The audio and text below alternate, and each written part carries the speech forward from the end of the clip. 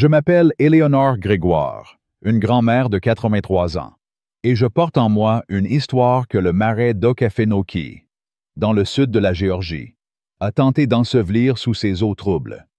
Ce n'est pas une simple anecdote, mais un cri de survie, un témoignage arraché aux griffes d'une vie brisée par la violence. À vous, qui lisez ceci, je vous supplie de m'écouter, de ressentir la colère qui bouillonne encore dans mes veines, et de ne pas détourner le regard face à l'injustice qui a marqué mon existence. Si mon histoire vous touche, je vous en conjure, likez ce récit et laissez un commentaire avec le mot « 1 » pour montrer que vous refusez le silence qui protège les bourreaux. Chaque geste compte. Chaque voix peut briser les chaînes du passé. Maintenant, laissez-moi vous emmener dans les profondeurs de mon cauchemar, là où la lumière n'osait jamais pénétrer. Je suis né dans un coin reculé du comté de Charlton, où le marais d'Okefenokee régnait en maître, ses eaux sombres et ses cyprès imposants dictant le rythme de nos vies. Nous vivions modestement, tirant notre subsistance de la terre et de l'eau. Mon père, Samuel Grégoire, tenait une petite boutique d'appâts et d'articles de pêche pour les rares touristes qui osaient s'aventurer dans ces contrées sauvages. Ma mère, Lila, tissait des paniers en herbe douce, des œuvres d'art qu'elle vendait au magasin général de Folkestone, à une trentaine de kilomètres de notre cabane. Cette cabane, construite par mon grand-père avec du bois de cyprès, s'élevait sur des pilotis pour échapper aux crues fréquentes. Elle était mon refuge, un lieu où, enfant, je regardais les hérons pêcher au crépuscule, où je sentais l'odeur des petits pois que nous écossions sur la véranda avec ma mère. Mais ce refuge devint une prison lorsque mon père revint de la guerre, transformé en un monstre que je ne reconnaissais plus. La guerre l'avait brisé, et il ramena avec lui des démons qu'il noyait dans l'alcool frelaté du vieux Jenkins, un contrebandier tapi dans les profondeurs du marais, là où même les shérifs n'osaient s'aventurer. L'odeur âcre du whisky bon marché devint le présage de ses colères, un signal qui faisait trembler notre maison, avant la guerre. Samuel était un homme rieur, avec des yeux pétillants comme de l'ambre poli, toujours prêt à me raconter des histoires sur les alligators ou les étoiles au-dessus du marais. Mais lorsqu'il revint, ses yeux étaient devenus ternes, troubles comme les eaux les plus profondes d'Okefenokee. L'alcool devint son compagnon inséparable, et avec lui vint la violence. Ce n'étaient pas seulement les coups qu'il portait à ma mère, mais la cruauté calculée avec laquelle il détruisait tout ce qui nous était cher. Une nuit, alors que j'avais 8 ans, je me souviens encore de l'éclat d'un collier, un bijou ancien que ma grand-mère avait légué à ma mère. Une perle délicate enchâssée dans de l'argent ciselé. Lila le chérissait comme un trésor, le portant seulement pour les grandes occasions, comme un lien avec sa propre mère disparue. Mais Samuel, dans une rage alimentée par le whisky, l'arracha de son cou, le brisa en 1000 morceaux sous ses bottes, riant tandis que ma mère sanglotait, agenouillée, ramassant les fragments comme si elle pouvait recoller son passé. Cette image, ce mépris pour ce qui faisait battre le cœur de ma mère, me hante encore.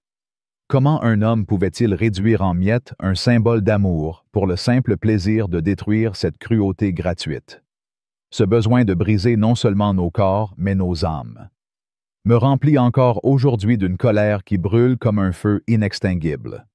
Les voisins, bien que rares, étaient complices par leur silence.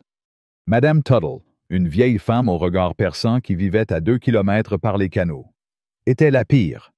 Elle venait parfois acheter des appâts à la boutique de mon père, jetant des regards curieux à ma mère, dont les manches longues en plein été trahissaient les bleus qu'elle tentait de cacher. « Oh, Lila, encore un accident » demandait-elle avec un sourire mielleux, avant de répandre des ragots au magasin général, peignant notre famille comme pittoresque, mais sans jamais lever le petit doigt pour nous aider.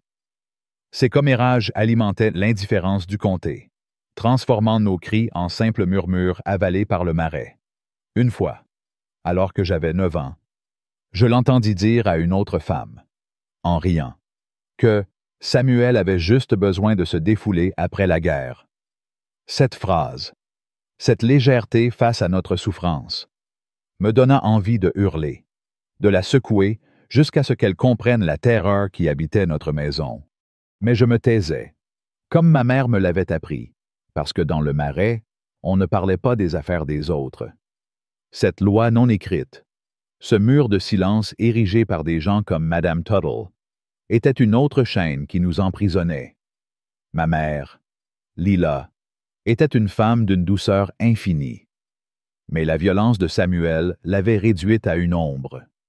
Elle faisait tout pour me protéger, se plaçant toujours entre moi et les coups de mon père. « Cache-toi, Éléonore » murmurait-elle dès que nous entendions le bruit du bateau de Samuel approchant à travers les roseaux. Je me glissais sous une planche branlante sous mon lit, un espace étroit où mon corps d'enfant de 8 ans se recroquevillait comme un insecte. Depuis cet abri sombre, j'entendais tous les pas lourds de mon père sur la véranda, la porte qui claquait, sa voix rauque et menaçante. « Où est mon dîner? » « Femme. Cette maison est une porcherie, hurlait-il, même si ma mère maintenait notre cabane impeccablement propre, même si le repas était prêt à l'heure. Rien n'était jamais assez bien pour lui. La première fois qu'il la frappa sous mes yeux, j'avais 7 ans. Le bruit, un craquement sec comme une branche qui se brise, suivi du cri étouffé de ma mère, me glaça le sang. « S'il te plaît, Samuel, » suppliait-elle. « Éléonore va t'entendre. » Mais ces supplications ne faisaient qu'attiser sa fureur. « Qu'elle entende, » rugissait-il. « Que tout le maudit Marais entende. C'est ma maison, et vous apprendrez toutes les deux à me respecter. » Ces mots, cette revendication de pouvoir absolu sur nos vies, me donnaient envie de crier, de frapper, de détruire l'injustice qui nous écrasait. Certaines nuits étaient pires que d'autres. Lorsqu'il n'avait pas vendu assez d'appâts, lorsqu'un touriste se plaignait de ne pas avoir vu d'alligator, ou lorsque son bateau tombait en panne, sa colère explosait comme une tempête. Une fois, après une journée où un client l'avait humilié devant d'autres pêcheurs, il rentra en titubant, les yeux injectés de sang. Ma mère, sentant le danger, me poussa vers ma cachette, mais cette fois-là, il ne se contenta pas de crier. Il saisit une chaise, un cadeau de mariage que ma mère avait soigneusement restauré, et la fracassa contre le mur, les éclats de bois volant comme des éclats de notre vie brisée. Puis il se tourna vers ma mère, la giflant si fort qu'elle tomba, son front heurtant le coin de la table. Le sang coulait sur son visage, mais elle ne pleurait pas devant lui. Elle savait que ses larmes ne feraient que le rendre plus cruel. Moi, caché sous le plancher, je mordais mon poing pour ne pas hurler, la rage et l'impuissance me consumant. Pourquoi personne n'arrêtait cet homme? Pourquoi le monde nous laissait-il souffrir ainsi? Cette injustice, ce sentiment d'être abandonné par tous, me donnait envie de sortir de ma cachette et de me battre, même si je savais que je n'avais aucune chance contre lui. À l'école, j'apprenais à mentir. Quand mon institutrice, Mademoiselle Harper, remarquait une lèvre fendue ou un bleu sur mon bras, je marmonnais des excuses « je suis tombé du ponton » ou « j'ai trébuché sur une racine ». Elle hochait la tête, mais ses yeux trahissaient un doute qu'elle n'exprimait jamais. Une fois, elle me prit à part et me demanda doucement si tout allait bien à la maison. J'avais envie de tout lui dire, de laisser les mots jaillir comme une rivière en crue, mais la peur me paralysait. Si je parlais, Samuel le saurait. Il avait des amis partout, des hommes qui buvaient avec lui, qui riaient de ses blagues grossières, qui fermaient les yeux sur les bleus de ma mère.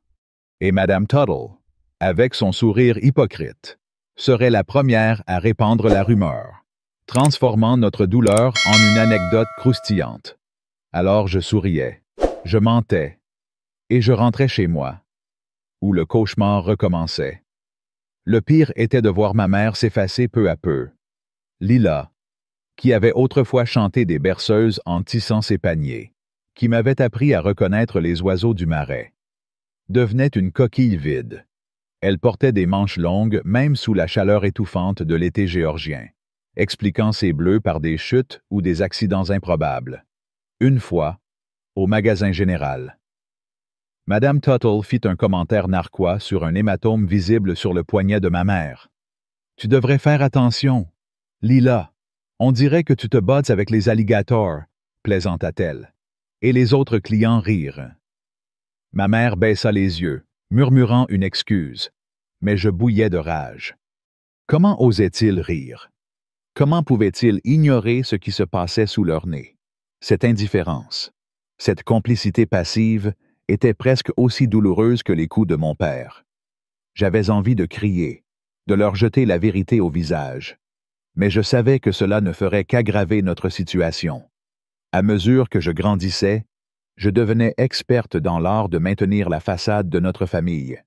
À l'église, où nous allions tous les dimanches, Samuel en chemise repassée, ma mère et moi en robe à col haut. Nous étions l'image parfaite d'une famille pieuse du Marais. Les paroissiens nous appelaient le sel de la terre, louant le courage de Samuel, qui avait combattu pour son pays, et la dévotion de Lila. Une fois, j'entendis Madame Tuttle murmurer à une amie, « Les Grégoire sont un exemple pour nous tous. Samuel est un héros, et regardez comme il prend soin de sa femme et de sa fille. » Ces mots me donnaient envie de vomir. Un héros. Un homme qui détruisait tout ce qui nous était cher, qui brisait les objets, les corps et les âmes. Cette hypocrisie, ce mensonge collectif entretenu par la communauté, me remplissait d'une fureur si intense que je devais serrer les poings pour ne pas exploser. Un incident, plus que tout autre, cristallisa ma colère.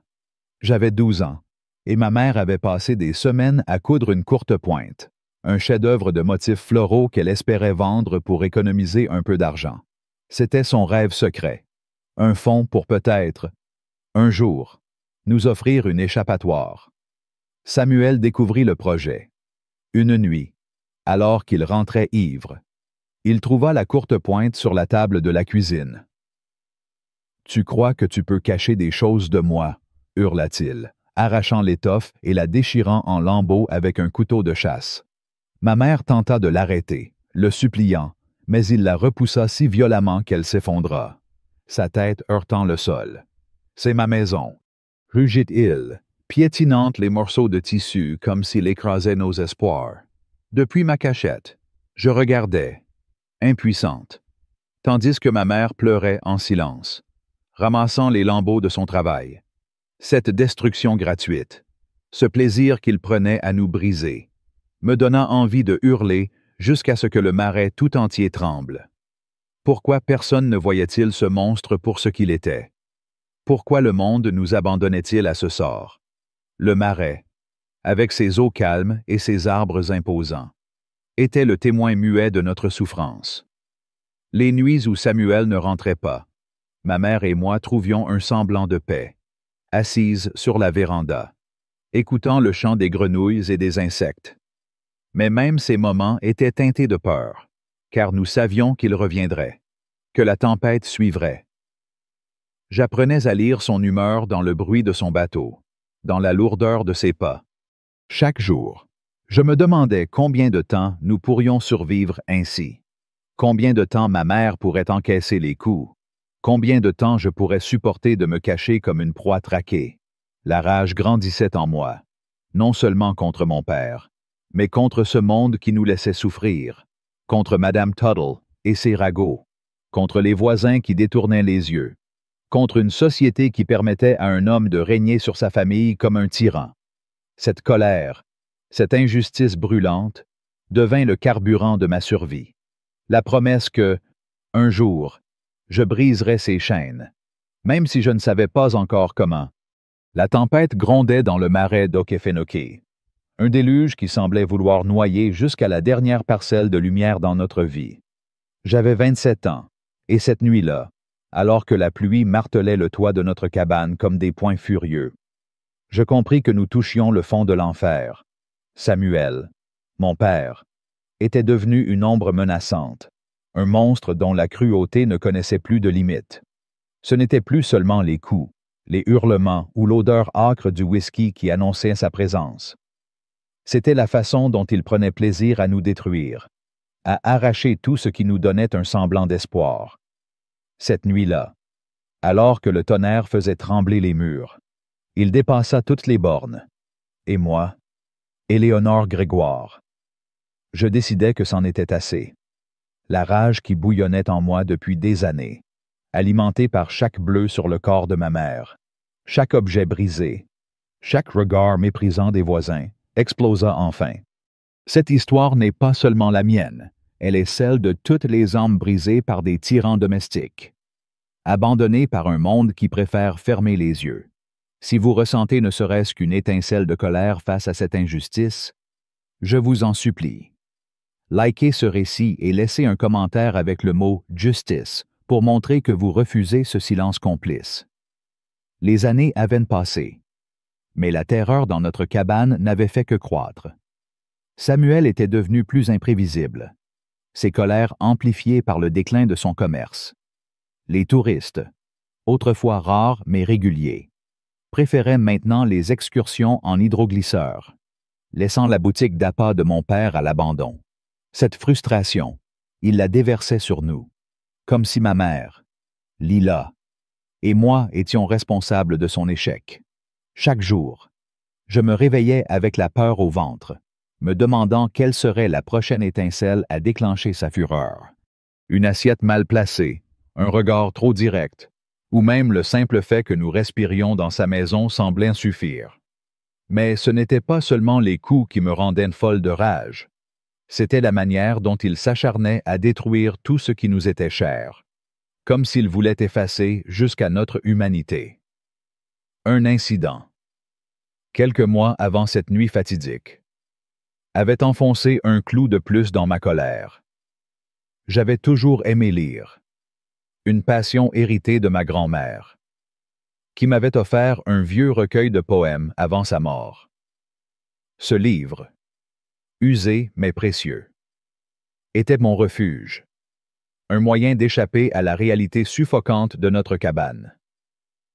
Je le gardais caché sous mon matelas, loin des yeux de Samuel. Mais un soir, alors qu'il fouillait la maison à la recherche d'argent pour acheter plus de whisky, il le trouva. « Qu'est-ce que c'est que ça? » grogna-t-il, brandissant le livre comme une arme.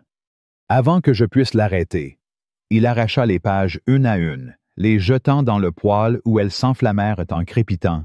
« Tu crois que t'es trop bien pour travailler, à lire des bêtises comme une princesse? » hurla-t-il, tandis que je regardais, impuissante, mon trésor partir en fumée.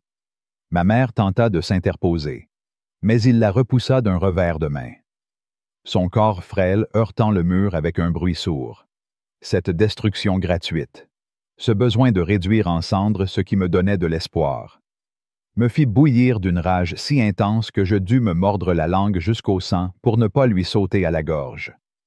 Comment un homme pouvait-il être si cruel, si déterminé à écraser tout ce qui nous permettait de survivre?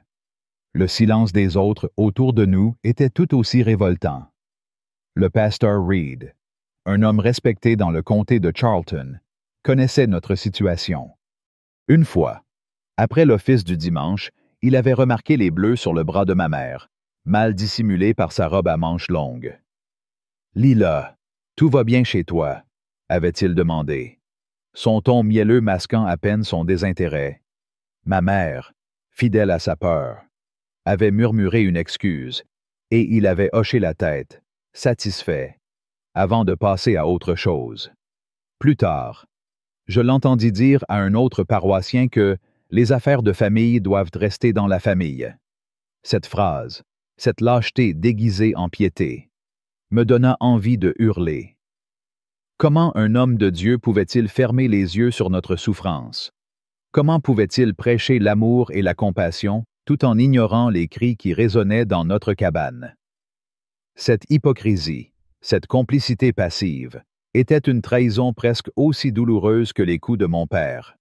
Le monde entier semblait conspirer pour nous garder prisonnières. Madame Tuttle, notre voisine indiscrète, continuait d'aggraver notre calvaire. Elle passait parfois à la boutique, jetant des regards scrutateurs à ma mère, notant chaque bleu, chaque tremblement. Mais au lieu d'offrir de l'aide, Elle transformait notre douleur en ragoût savoureux pour le magasin général. « Oh, Samuel a encore dû se défouler, » disait-elle en riant, comme si notre enfer était une plaisanterie. Une fois, elle me croisa alors que je portais une marque sur la joue, un accident causé par une gifle de mon père. « Éléonore, tu devrais être plus prudente, » gloussa-t-elle, avant de murmurer à une amie que j'étais une enfant maladroite. Cette indifférence, ce mépris voilé sous des sourires, me rendait folle de rage. Pourquoi personne ne faisait rien? Pourquoi le marais, avec ses eaux calmes et ses arbres imposants? Était-il le seul témoin de notre agonie? Cette injustice, ce sentiment d'être abandonné par tous, me donnait envie de crier jusqu'à ce que les cieux eux-mêmes s'ouvrent. La nuit qui changea, tout arriva comme une tempête, littérale et figurative. La pluie tombait en rideaux épais, inondant le marais et confinant Samuel à la cabane. Il n'avait pas pu sortir son bateau, n'avait pas vendu un seul appât, et son stock de whisky s'était épuisé. Depuis le matin, il arpentait la maison comme un animal en cage, chaque pas résonnant comme un avertissement. Ma mère, sentant la tempête approcher, me fit signe de me cacher. Je me glissais sous la planche branlante, mon cœur battant à tout rompre, tandis que les éclairs illuminaient le marais à travers les fissures du plancher. Mais cette fois, la violence dépassa tout ce que j'avais connu. J'entendis un cri, pas le gémissement habituel de ma mère, mais un hurlement de terreur pure qui me glaça le sang. Il y eut un fracas, le bruit du verre brisé, puis un choc si violent que les planches au-dessus de moi tremblèrent. Quelque chose en moi se brisa aussi. Je ne pouvais plus rester caché, je ne pouvais plus laisser ma mère affronter seule ce monstre. Repoussant la planche, je sortis de ma cachette, mes jambes tremblantes, mais portées par une rage que je ne pouvais plus contenir. Dans la cuisine, je vis Samuel debout au-dessus de ma mère, un tesson de bouteille de whisky à la main, du sang gouttant sur le sol. Lila était affalée contre le mur, inerte, un filet de sang coulant de sa tempe. « Tu l'as tué, » murmurai-je, ma voix tremblante mais chargée de fureur. « Tu l'as enfin tué, espèce de monstre. » Il se tourna vers moi, ses yeux troubles luttant pour me reconnaître. Pendant un instant, je crus voir une lueur de remords, mais elle disparut aussi vite qu'elle était apparue. « Toi, » grogna-t-il, titubant vers moi, la bouteille brandie comme une arme. « Tu oses me parler comme ça dans ma maison. » Chaque mot qu'il prononçait attisait ma colère. Une colère qui avait grandi pendant 27 ans, nourrie par chaque coup, chaque insulte, chaque espoir brisé. Je saisis la poêle en fonte sur le comptoir, mes mains tremblantes mais résolues. « Lâche-la, » dis-je, ma voix plus ferme que je ne l'aurais cru possible. « Ne la touche plus jamais. » Il éclata d'un rire rauque, dénué de chaleur. « Ou quoi tu vas frapper ton propre père? » Il fit un pas vers moi, le verre crissant sous ses bottes. « Pose ça avant de te faire mal, petite idiote. » Mais je ne bougeais pas. La peur, qui avait été ma compagne constante, s'était transformée en quelque chose de plus puissant, une détermination froide, implacable. Je pensais à ma mère, à son collier brisé, à ses courtes pointes déchirées, à ses années de sacrifice pour me protéger. Je pensais au pasteur Reed, à Madame Tuttle, à tous ceux qui nous avaient abandonnés. Cette colère, cette injustice brûlante, me donna la force de tenir bon. Il chargea, un rugissement de rage s'échappant de sa gorge.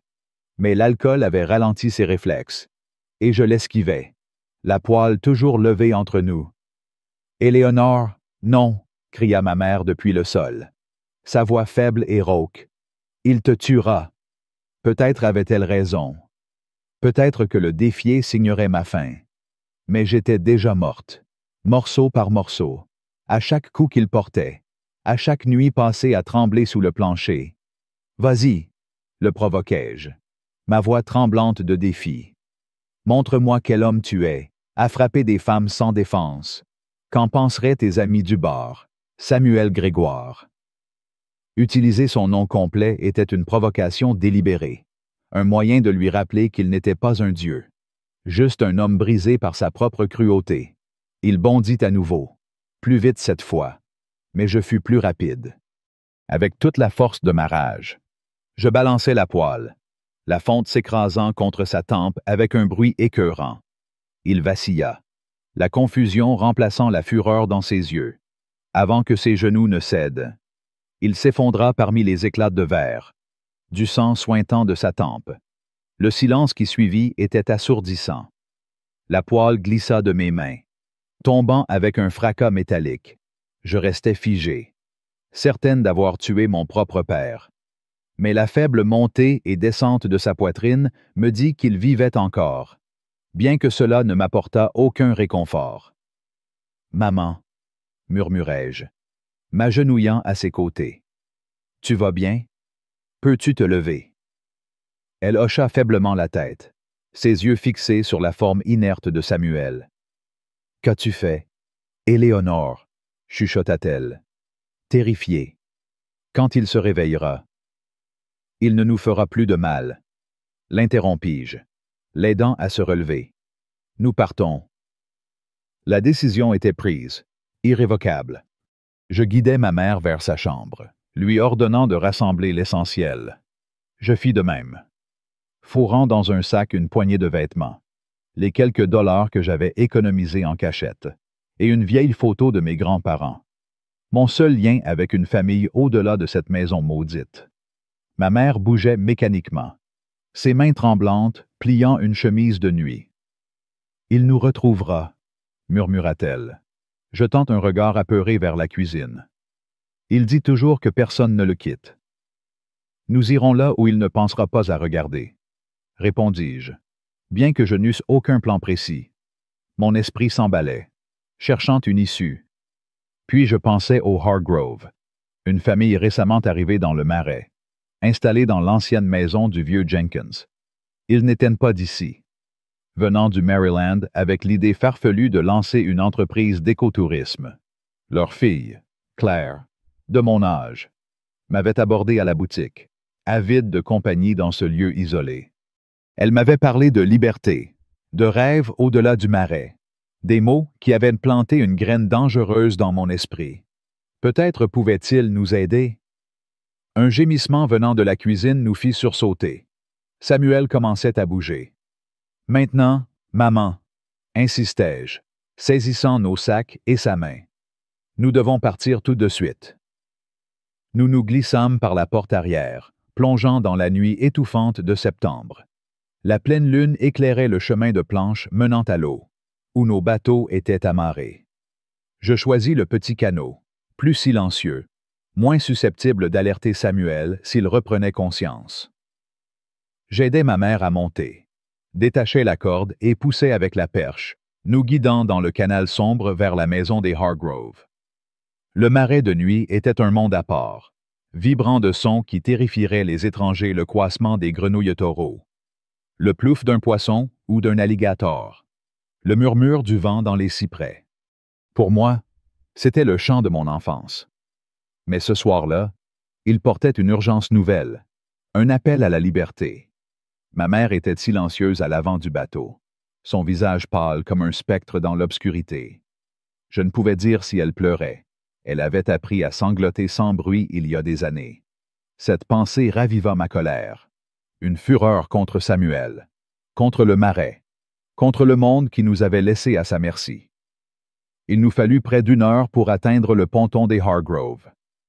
Leur cabane, plus grande que la nôtre, brillait de touches modernes une véranda grillagée, des panneaux solaires sur le toit, des signes de progrès qui faisaient jaser les rares habitants du Marais.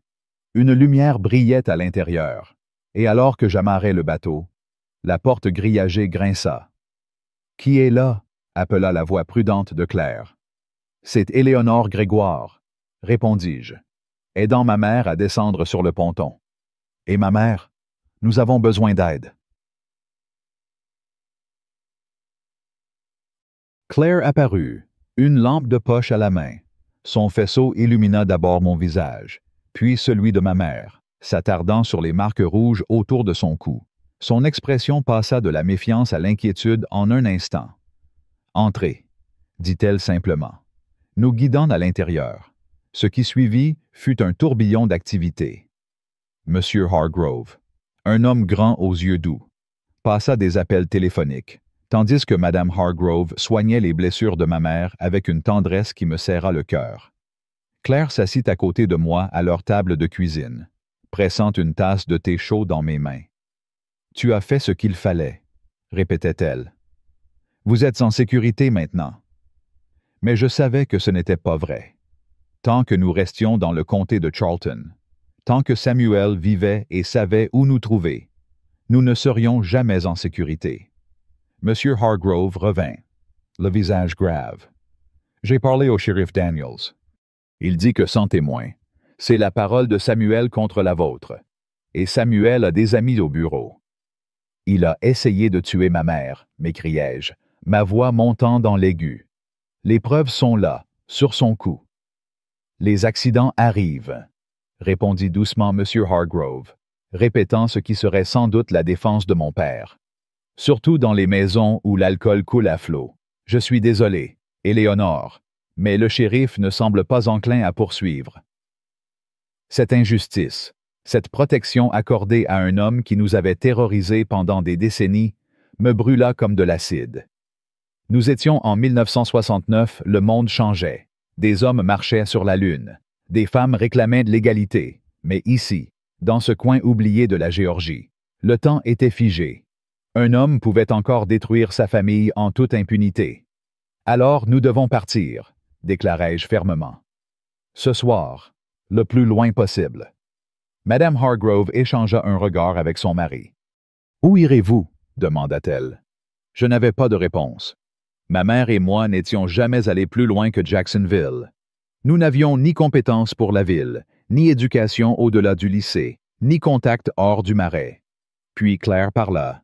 « Ma sœur à Baltimore travaille dans un refuge pour femmes. Elle pourrait vous aider à vous installer, à trouver du travail. » Baltimore. Le mot sonnait comme une promesse.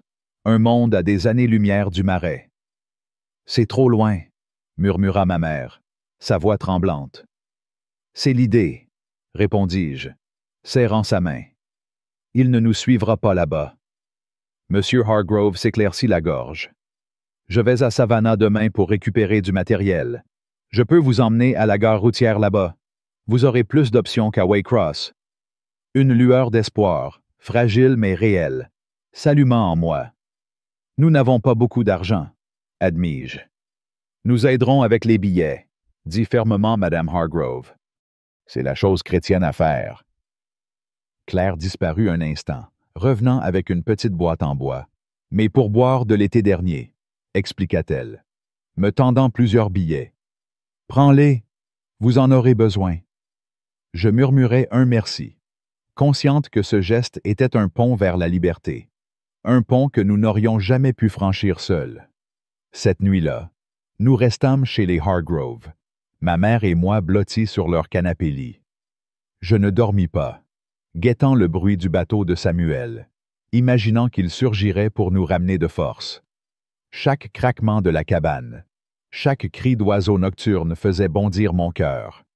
Mais l'aube arriva, et avec elle, la promesse d'un nouveau départ. Nous avions défié le monstre, et bien que le chemin devant nous fût incertain, nous avions fait le premier pas. La rage qui m'avait poussé à lever cette poêle, à briser le cycle de silence, brûlait toujours en moi. Une flamme qui ne s'éteindrait jamais. Une flamme qui criait « Justice » pour toutes celles qui, comme nous, avaient été abandonnées par le monde. L'aube se levait sur Baltimore, un chaos de bruit et de lumière qui semblait vouloir nous avaler vivantes. Mais pour la première fois en 27 ans, je respirais sans la peur d'un coup imminent. Ma mère, Lila, et moi, Éléonore Grégoire, avions échappé au marais d'Okefenokee. Mais le monde qui s'ouvrait devant nous était un autre champ de bataille. Les immeubles de briques, les foules pressées, le vacarme des klaxons, tout cela était aussi terrifiant que les colères de mon père. Samuel. Pourtant, ce n'était pas la ville qui me mettait le plus en rage. C'était la découverte que, même ici, loin du Marais, l'injustice nous poursuivait sous de nouvelles formes, un propriétaire véreux, un fonctionnaire corrompu, une société qui semblait conçue pour écraser ceux qui osaient se relever. Cette histoire est celle de notre lutte pour la liberté. Un combat contre ceux qui voulaient nous voir briser. Si cette injustice vous révolte, si vous croyez que personne ne devrait être écrasé par un système qui protège les puissants, je vous en conjure, likez ce récit et laissez un commentaire avec le mot « justice » pour crier que vous refusez ce monde qui ferme les yeux sur la souffrance. Nous arrivâmes à Baltimore épuisés, nos maigres sacs serrés contre nous comme des talismans. La sœur de Claire Hargrove, Judith, nous attendait à la gare routière, son visage marqué par une compassion qui contrastait avec l'indifférence du marais. Elle nous conduisit dans un refuge pour femmes, un vieux bâtiment en pierre brune dans un quartier qu'elle qualifia de « transitoire ». « Ce n'est pas grand-chose », s'excusa-t-elle en nous montrant une petite chambre avec 2 lits simples et une salle de bain commune au bout du couloir. « Mais c'est sûr, aucun homme n'est autorisé à passer le bureau d'accueil. » Ces mots, « c'est sûr », résonnaient comme une promesse fragile, mais je m'y accrochais. Pourtant, dès les premiers jours, la réalité nous rattrapa. Le propriétaire du refuge, M. Duval, un homme au regard fuyant et à la voix mielleuse, nous accueillit avec un sourire qui cachait mal ses intentions. Quelques jours après notre arrivée, il nous convoqua dans son bureau, un espace exigu puant le tabac froid. « Vous savez, mesdames, gérer un refuge coûte cher, » dit-il, ses doigts jouant avec un stylo en argent. « Si vous voulez rester ici, il faudra contribuer. » Il laissa entendre qu'un arrangement pourrait alléger notre loyer, ses yeux glissant sur nous comme une menace. Cette proposition, ce chantage déguisé, me fit bouillir de rage. Nous avions fui un monstre pour tomber dans les griffes d'un autre, un homme qui profitait de la vulnérabilité de femmes brisées pour satisfaire son pouvoir. J'avais envie de lui arracher son stylo et de le planter dans sa main, mais je serrais les poings, me rappelant que nous n'avions nulle part ailleurs où aller. Ma mère était une épave. Les décennies d'abus l'avaient laissée si fragile qu'elle ne quittait pas notre chambre, sursautant au moindre bruit, refusant même de manger les premiers jours. La liberté, qu'elle n'avait jamais connue, l'effrayait autant que la violence de Samuel. Chaque klaxon dans la rue, chaque claquement de porte la faisait tressaillir, comme si elle s'attendait à voir mon père surgir. Cette vision, cette femme forte réduite à une ombre par des années de terreur, me remplissait d'une colère sourde, non seulement contre Samuel, mais contre un monde qui permettait à des hommes comme lui de détruire des vies sans conséquence. Judith nous présenta Myriam, la conseillère du refuge, une femme aux yeux perçants mais pleins de bonté, qui animait des groupes de parole 3 fois par semaine. Lors de ces séances, je rencontrais d'autres femmes aux histoires semblables aux nôtres Sophie, battue par son mari pour avoir brûlé un dîner, Clara, dont le fiancé avait fracturé son poignet pour avoir souri à un voisin, Louise, qui avait fui avec ses enfants après que son mari l'avait menacée avec une arme. Leur récit, si proche du nôtre, ravivait ma fureur. Comment était-il possible que tant de femmes souffrent ainsi, cachées derrière des portes closes, abandonnées par une société qui prétendait prôner la justice? Cette répétition de l'horreur, ce schéma de violence toléré, me donnait envie de crier jusqu'à ce que le monde entier entende. Mais l'injustice ne s'arrêtait pas là. Pour obtenir des papiers officiels, une nécessité pour trouver du travail et un logement, nous dûmes affronter M. Vance, un employé municipal à la moustache graisseuse et au sourire narquois. Il nous reçut dans un bureau encombré, examinant nos formulaires avec une lenteur exaspérante. « Vous venez du Sud, hein? » dit-il, son ton dégoulinant de mépris. « Ces choses prennent du temps, mais je peux accélérer le processus si vous y mettez du vôtre. » Il laissa entendre qu'un pot de vin, même modeste, pourrait faciliter les choses. Nous n'avions presque rien, à peine les quelques dollars donnés par Claire Hargrove. Et cet homme osait nous extorquer ce qui nous restait. Cette exploitation, ce mépris pour notre désespoir, me donna envie de renverser son bureau, de hurler qu'il n'avait pas le droit de nous traiter comme des proies. Mais nous n'avions pas le choix. Je glissai un billet de 5 $ dans sa main, le regardant avec un dégoût si brûlant qu'il détourna les yeux. Cette humiliation, ce sentiment d'être à nouveau piétiné, raviva la colère que j'avais portée depuis le marais. Une colère contre un système qui semblait conçu pour nous garder à terre. Un souvenir particulièrement douloureux refit surface durant ces premières semaines à Baltimore. Lorsque j'avais 15 ans, ma mère avait passé des mois à confectionner des courtes-pointes magnifiques, des œuvres d'art qu'elle espérait vendre pour nous offrir une chance de fuir. Elle les cousait en secret, la nuit, à la lueur d'une lampe à pétrole, ses doigts saignant parfois à force de travail. Mais Samuel les découvrit. Une nuit, ivre et furieux après une dispute avec un client, il rentra et trouva les courtes-pointes empilées dans un coin. « Tu crois que tu peux me cacher des choses, » rugit-il, attrapant les étoffes et les jetant dans le poêle. Les flammes dévorèrent son travail. Des mois d'espoir réduits en cendres en quelques minutes.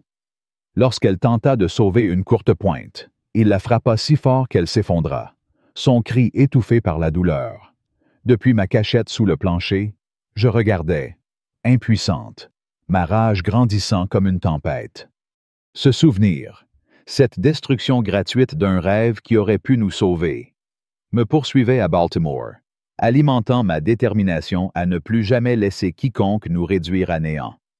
Malgré ces obstacles, nous commençâmes à reconstruire. Judith nous aida à trouver du travail. Ma mère nettoyait des chambres dans un hôtel du centre-ville, et moi, je servais dans un dîner près du port. Le travail était éreintant, le salaire misérable, mais chaque dollar gagné était un pas vers l'indépendance. Je m'inscrivis à des cours du soir dans un collège communautaire. Grâce à une petite bourse du refuge pour les survivantes, mes études, bien que difficiles à cause de mon éducation lacunaire en Géorgie, devinrent mon arme contre le passé. Chaque page lue, chaque devoir rendu était un cri de défi contre Samuel, contre M. Duval, contre M. Vance, contre tous ceux qui avaient voulu nous briser. Ma mère, elle, luttait pour se réapproprier sa vie. Myriam l'aidait à naviguer dans ce monde étrange qu'était la liberté, mais elle restait hantée, sursautant à chaque bruit fort, incapable de prendre des décisions simples sans paniquer. La voir ainsi. Une femme qui avait tout sacrifié pour me protéger, réduite à une coquille par des décennies de violence, me rendait folle de rage. Pourquoi le monde permettait-il cela? Pourquoi les hommes comme Samuel pouvaient-ils détruire des vies sans jamais payer le prix? Les séances de groupe au refuge devinrent mon refuge à moi. Écouter les autres femmes, leurs histoires d'horreur si semblables à la mienne, brisa peu à peu le mur de silence que j'avais construit. Un soir pluvieux, je pris la parole pour la première fois. Je croyais que c'était normal, murmurai-je, les larmes coulant malgré moi. Jusqu'à mes 8 ans, je pensais que tous les pères battaient leurs femmes et leurs enfants. Je pensais que toutes les mères cachaient leurs bleus. Les sanglots vinrent, profonds et déchirants, libérant des années de douleur enfouies. Les femmes m'entourèrent, leurs mains sur mes épaules, un geste de réconfort si différent des coups auxquels j'étais habitué.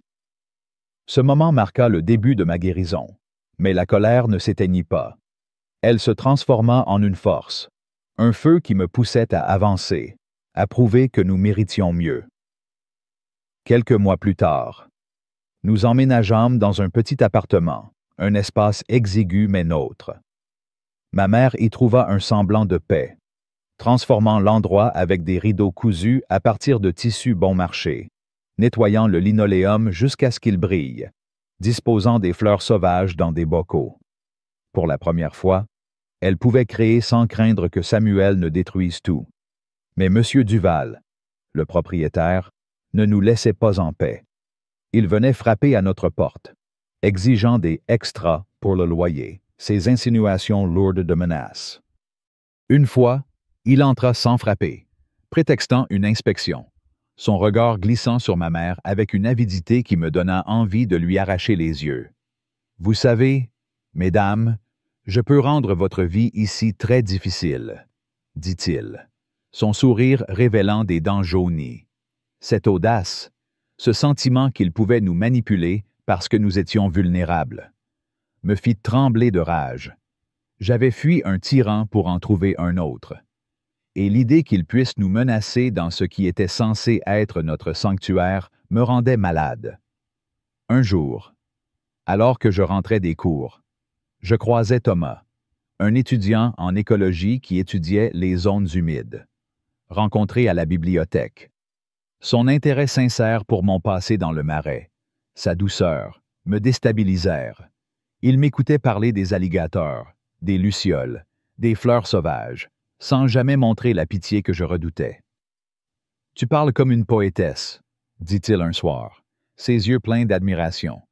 Cette gentillesse, si étrangère, me terrifiait autant qu'elle m'attirait. Je me méfiais, scrutant chaque geste pour détecter un signe de danger. Mais Thomas était patient, demandant toujours avant de me toucher, comprenant instinctivement mes blessures. Lorsque je le présentai à ma mère, elle l'observa avec méfiance, son corps tendu comme si elle s'attendait à une trahison. Il lui fallut des mois pour se détendre en sa présence. Mais son calme finit par la gagner.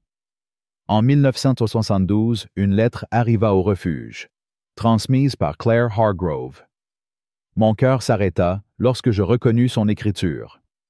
À l'intérieur, la nouvelle Samuel était mort. Son bateau avait été retrouvé vide, dérivant dans le Marais. Les autorités pensaient qu'il était tombé à l'eau, probablement ivre, et s'était noyé. Son corps fut retrouvé 3 jours plus tard. Je lus la lettre à ma mère, guettant sa réaction. Elle se signa lentement, murmura une prière, puis alla préparer du thé, comme si de rien n'était. Plus tard, sur notre petit balcon, elle confessa « Je pensais que je ressentirais quelque chose. Du soulagement, peut-être, ou du chagrin. Mais je ne ressens rien. C'est normal, maman, dis-je, posant une main sur son épaule. Tu ne lui dois rien. » Cette liberté, ce poids enfin levé, était un triomphe. Mais la colère persistait, contre Samuel, contre M. Duval, contre tous ceux qui nous avaient laissés souffrir. Thomas et moi nous mariâmes dans une petite cérémonie à l'église où ma mère avait trouvé une communauté. Ce jour-là, entouré de Judith, Claire et des femmes du refuge. Je vis ma mère pleurer de joie, un spectacle qui apaisa un peu ma rage. Nous eûmes 2 enfants, Rose, nommée d'après ma mère, et Paul. Être mère raviva mes peurs, et si je portais la violence de Samuel en moi. Une fois, lorsque Rose fit une crise, hurlant sans raison, je sentis une bouffée de frustration monter. Terrifié, je m'éloignai, les mains tremblantes. Thomas me trouva dehors, prenant ma main sans juger. « Tu n'es pas lui. Éléonore, tu as choisi une autre voie. » Ces mots devinrent mon mantra, me guidant à travers la parentalité avec patience et amour. Ma mère vécut avec nous jusqu'à son décès paisible, entourée de ses petits-enfants qui ne connurent d'elle que la femme douce, qui leur apprenait à faire des biscuits et à reconnaître les chants d'oiseaux. À son enterrement, je parlais de sa résilience, de sa capacité à trouver la joie malgré tout. Maintenant, à 83 ans, assise sur mon porche, regardant mes petits-enfants jouer, je mesure le chemin parcouru. Les cauchemars reviennent parfois, déclenchés par une odeur ou un son, mais ils s'estompent avec le temps. Ma colère, elle, reste contre Samuel, contre M. Duval, contre M. Vance, contre un monde qui laisse les femmes souffrir dans l'ombre. Mais cette colère m'a sauvé, m'a poussé à me battre pour une vie meilleure. Si mon histoire vous touche, si vous refusez que l'injustice triomphe, likez ce récit et commentez « Justice », car la guérison commence par un cri, et ensemble, nous pouvons briser le silence. L'histoire d'Éléonore Grégoire, une femme de 83 ans qui a survécu à des décennies de violences domestiques dans les marais d'Okefenokee, est un témoignage poignant de résilience, de courage et de la lutte pour la liberté. Racontée avec une intensité émotionnelle brute, cette saga familiale, marquée par la cruauté de son père Samuel et l'indifférence d'une communauté complice, résonne profondément dans le contexte de la culture française. où les valeurs de justice, d'égalité et de solidarité occupent une place centrale. En France, où les mouvements pour les droits des femmes, comme #MeToo ou les manifestations contre les violences conjugales, ont galvanisé l'opinion publique. L'histoire d'Éléonore nous interpelle. Elle nous pousse à réfléchir sur la persistance des abus derrière les portes closes, sur la responsabilité collective de briser le silence et sur les leçons que nous pouvons appliquer dans nos vies pour construire un monde plus juste. Ce récit, empreint de rage et de triomphe, nous invite à examiner nos propres actions face à l'injustice et à tirer des enseignements pour transformer notre quotidien. L'une des émotions les plus puissantes qui émanent de cette histoire est la colère. Une colère légitime face à la brutalité de Samuel, qui détruisait non seulement les corps, mais aussi les espoirs de sa femme Lila et de sa fille Éléonore. Cette rage, exacerbée par des actes comme la destruction du collier de Lila ou l'incendie des courtes pointes, reflète une réalité universelle. La violence domestique n'est pas seulement physique. Elle vise à anéantir l'identité et la dignité des victimes. En France, où les statistiques montrent qu'une femme meurt tous les 2 jours sous les coups de son conjoint, cette histoire nous rappelle l'urgence de ne pas détourner le regard. La complicité passive des voisins, comme Madame Tuttle ou du pasteur Reed, qui justifiait les abus comme des « affaires de famille », est un miroir tendu à notre société. Combien de fois avons-nous entendu des excuses similaires, des murmures comme « ce n'est pas notre place d'intervenir ». Cette indifférence, si bien décrite dans le récit, nous met face à une vérité inconfortable. Le silence est une forme de complicité. En tant que Français, attachés à l'idée de fraternité, nous devons nous demander que faisons-nous lorsque nous soupçonnons une injustice dans notre entourage. L'histoire d'Éléonore nous enseigne que l'inaction est une trahison, et que la première leçon à tirer est celle du courage d'agir, même lorsque c'est difficile. Une autre leçon cruciale concerne la résilience face à l'adversité. Éléonore, malgré 27 ans de terreur, trouve la force de brandir une poêle pour protéger sa mère, puis de fuir vers l'inconnu à Baltimore.